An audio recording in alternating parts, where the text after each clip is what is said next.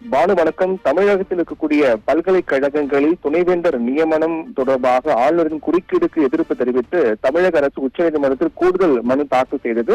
இந்த மனு இன்று விசாரணைக்கு வந்தபோது இந்த மனுவை ஏற்றுக்கொள்வதாக உச்சநீதிமன்றம் தெரிவித்து இறுதி விசாரணைக்காக ஒத்திவைத்திருக்கிறது. இந்த வழக்கில் இந்த மனுவுடைய பின்னணி பொறுத்தவரையில் பல்கலைக்கழக துணைவேந்தர் நியமன விவகாரத்தில் ஆளுநர் உத்தரவுக்கு தடை விதிக்க வேண்டும் என்று உச்சநீதிமன்றத்தில் தமிழ்நாடு அரசு ஏற்கனவே மனு தாக்கல் செய்திருந்தது.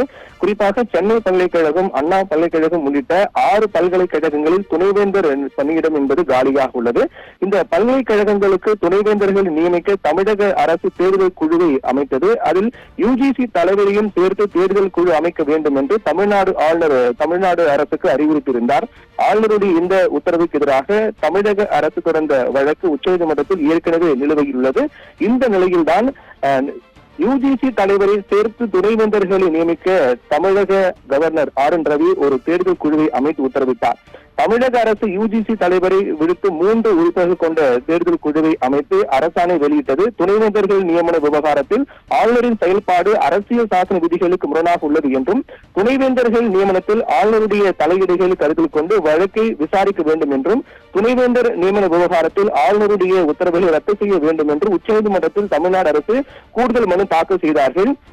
இந்நிலையில்தான் இது மட்டுமல்லாமல் ஏற்கனவே முன்னாள் அமைச்சர்கள் மீதான ஊழல் புகார் குறித்து விசாரிப்பதற்கு அனுமதி வழங்க வேண்டும் என்றும், அதே போன்று தமிழக சட்டமன்றத்தில் நிறைவேற்றப்படக்கூடிய கொண்டுவரப்படக்கூடிய மசோதாக்களுக்கு ஆளுநர் ஒப்புதல் வழங்க தாமதிக்கிறார், ஒப்புதல் வழங்க மறுக்கிறார் உள்ளிட்ட பல்வேறு குற்றச்சாட்டுகள் முன்வைத்து இந்த மனுவானது உச்சநீதிமன்றத்தில் தாக்கல் செய்யப்பட்டது. அதைத் தொடர்ந்து கூடுதல் மனு தாக்கல் செய்யப்பட்ட நிலையில் அந்த மனு இன்று உச்சநீதிமன்றத்தில் விசாரணைக்கு வந்தது.